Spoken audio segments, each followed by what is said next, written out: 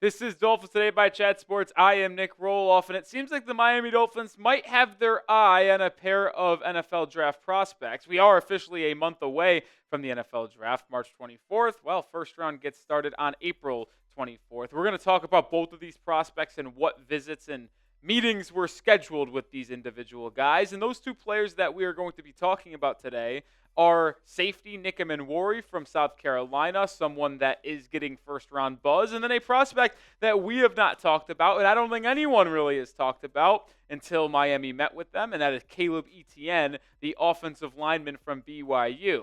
And we're going to start with the high-profile name first, and that is Nic Emmanwori from South Carolina. This was a player that was thought of as a fringe first-round pick, early second-round pick, until he exploded at the NFL Combine, and now he is getting more first-round buzz. Unlikely to be there in round two, but if the Dolphins were in round two and he was there, I think they should absolutely take him. But you would have known that the Dolphins had a top 30 visit scheduled with Nic Emmanwori. If you followed me on Twitter, at Nic_off my handle, you saw the tweet. Yeah, 6 days ago. I wanted to come back and talk about it now, but they did schedule a visit with him as a top 30 guy, which means they are clearly intrigued on getting to know him more as a prospect. And I do want to also get this out there, that this is the first top 30 visit reported for the Miami Dolphins. There has been leakings of other prospects for other teams, but when it comes specifically to the Miami Dolphins, this is the first top 30 guy that has been reported. Someone who has been very productive over their collegiate career at South Carolina. You see his numbers. He's been a 3-year starter. He has improved year after year and is just an absolute physical freak. You see the numbers in terms of tackling, not afraid to get into the run game and make plays, but this was his best year in coverage as well. He was actually really, really good for the South Carolina defense, only allowing a QB rating of 37.1. He didn't give up a single touchdown, and he improved his ball skills as well. 6 PBUs, 4 interceptions. Those are the best numbers that he had throughout his college career, which has just had him rising up draft boards, so he could be a first-round pick. And specifically speaking on Nic Emmanwori, I am a big fan of his. His physicality is like DK Metcalf, but at the safety position. That's how big, how strong he is. And then when you see what he did at the NFL Combine, yeah, you could understand why this guy is going to have a lot of fans in the NFL in terms of being a first-round pick. I actually think he is someone who fits this Miami Dolphins safety room as well, because right now, and we'll take a look at where things stand a little bit, you have a couple guys that are free-roaming, solid ball-hawking free safeties. Emmanwori is that perfect blend of physicality, coverage, and making plays in the run game as well. But as we just looked at a macro perspective on Nic Emmanwori, I want to know your thoughts. Would you draft him in the first round? Now, Miami is picking 13th overall. That may be too rich for Emmanwori, but would you think about trading back and taking him, or trading back up into the first round, type D for draft or type P for pass? He certainly will be a first-round pick, and it's mostly because of how he performed at the NFL Combine. We talked about his height and weight, 6'3", 220. That is just absolutely obscene for a safety in the NFL. But when you combine that with his 40-yard dash that he ran a 4.38, his explosiveness is even better than his speed. His vertical and broad jump rank in the 9.99 out of 10. And he got one of the only RAS scores that is a perfect 10. When you combine his size, his explosiveness, his speed, it's just almost what you could perfectly envision as a football player. Now, he does have to play well. I mean, he's just because he's a freak athlete and good size doesn't mean he's going to be good in the NFL, but it is kind of a baseline of what you're getting here. And the part that I really like with Emmanwori is his versatility. I've talked about this a lot when it comes to the offensive line, the cornerback spot. It doesn't matter. I love versatility, not only in sports, but in life. And he's lined up in so many different spots over his collegiate career for South Carolina. He was in the box for just over 1,000 snaps in his 3 years, but he also played 710 snaps at free safety. Slot, lined up in the slot as a cover guy, 564 at the time. So they moved him around like a chess piece, and when you have the size and speed and athleticism that he does, it just allows you to put him in so many different spots.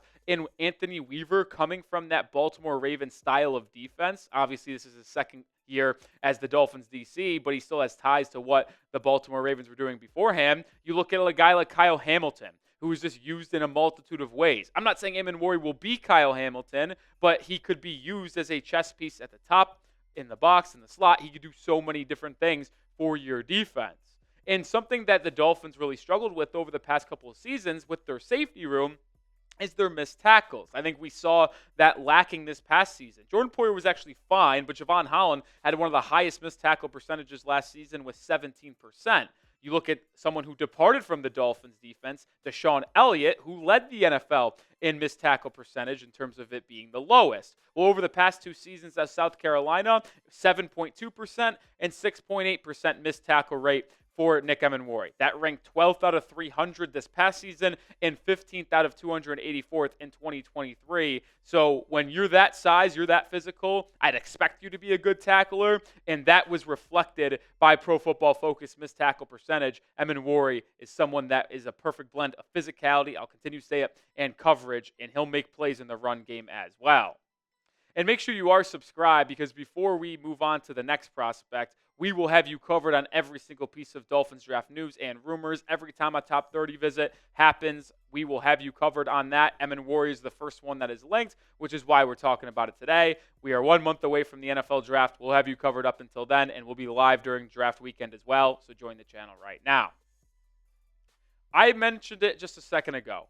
Nic Emmanwori, to me, fits the safety room to a T, because you need that guy that can just come down and make plays in the run game. And yeah, the safeties that the Dolphins add in free agency, I like them. I like Ashtyn Davis. I like Ifeatu Melifonwu on these one-year deals. That $4 million from Melifonwu, $2.5 for Ashtyn Davis. I think Patrick McMorris can be a solid second-year guy after he was drafted in the 6th round out of Cal in 2024. But you need that lead dog. You need that leading man in that safety room, because Melifonwu and Davis, to me, are just as kind of good complementary pieces. Now, I think they could be 2 or 3, but they can't be 1 and 2. So you need to have that lead dude in that back end. And I think Emmanwori could fit that perfectly. Now, with that being said, I don't think Nic Emmanwori should be the Dolphins selection with the 13th overall pick. I've gushed about his physicality, his speed, his ability to cover, and the versatility he would provide you on the back end. But the truth is, I just prefer some other players in the draft when you're looking at the safety spot. There is a lot of good safeties in this class, which is why I think Miami might wait to the 2nd round to ultimately take one of these guys. But if they went with a first-round safety, there are better players out there like Malachi Starks and Jahdae Barron. And those are the 2 guys I have ranked ahead of Nic Emmanwori. I think Emmanwori is a first-round guy. I do. But Malachi Starks, and I've been saying this for a long time, is my number 1 safety, and he's top 5 on my draft target list for the Dolphins. Other people and other experts out there, like Daniel Jeremiah and Mel Kiper, have Starks around the 20th prospect range. I think he's much higher than that when you take away positional value. And when you think about Jahdae Barron as well, his versatility is off the charts. He's played boundary corner, he's played safety, he's played nickel for the Texas Longhorns defense. I would classify him as a safety in corner, so it would almost fit 2 needs for the Dolphins. And then that's where Emmanwori comes into play. He separates the 2nd-round targets to me of Kevin Winston Jr. from Penn State and Xavier Watts. Really like Nick. I really would like to add him to this roster, but I think if I'm taking a safety at pick 13, I would rather go with Malachi Starks or Jahdae Barron.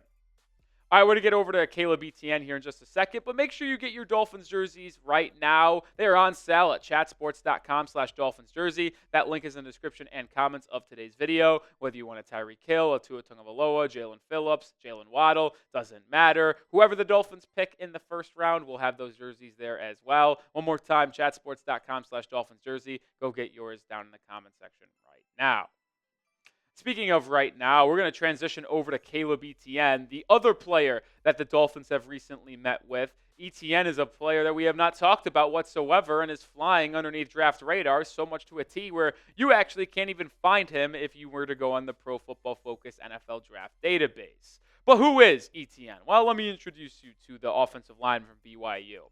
Dolphins met with him during the Big 12 Pro Day, so that's how these two got linked together. He actually started his career at Oklahoma State And then after 2 seasons, transferred to BYU, where he was their starting left tackle for the past 2 seasons. And boy, is he a big boy. He measured in 6'7", 329 pounds. And his RAS, actually pretty good. When you factor in that size that he came in at 6'7" and 329, the fact that he ran basically a 5-second 40-yard dash flat was impressive. I think his 10-yard splits is good. And you see that broad jump as well, 9.63 grade there for Etienne. And to me, when you're looking at explosiveness for an offensive lineman, I think the vertical and broad jump are the 2 better metrics that show you, because that's when you get that lower half activated and you explode off the ball. And I think he is someone that the Dolphins could be looking at super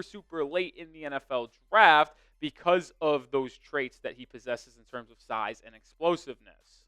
And before we look at what he did at BYU and Oklahoma State, I want to know, just based off initial interaction, me showing you his RAS and the behind the scenes of him. Are you intrigued by Caleb Etienne? Type Y for yes or type N for no. Well, over his collegiate career, he spent 4 years at college. He did not play his freshman year, but as a sophomore, he started for Oklahoma State, played 1,000 snaps, and did not have a good first season as a starter. Then transferred to BYU, didn't really play in 2023, but then this past season was the starting left tackle for every single game the Cougars played. PFF grades didn't come out to the best. Not going to act like this is some star offensive lineman, which is the exact reason why he had to get met with at the Big 12 Pro Day, because he didn't even get invited to the NFL Combine. And when you think about if the Dolphins could add Etienne to their roster via the draft, well, it would be with one of their 3 7th-round picks or as an undrafted free agent. This is not someone, unless he really starts to climb up boards out of nowhere, that's going to be going in the middle rounds, early in the draft. No, this is a dart thrown by the Grier and McDaniel tree if he's available there in the 7th-round pick, or they might just try to wait and grab him as a UDFA.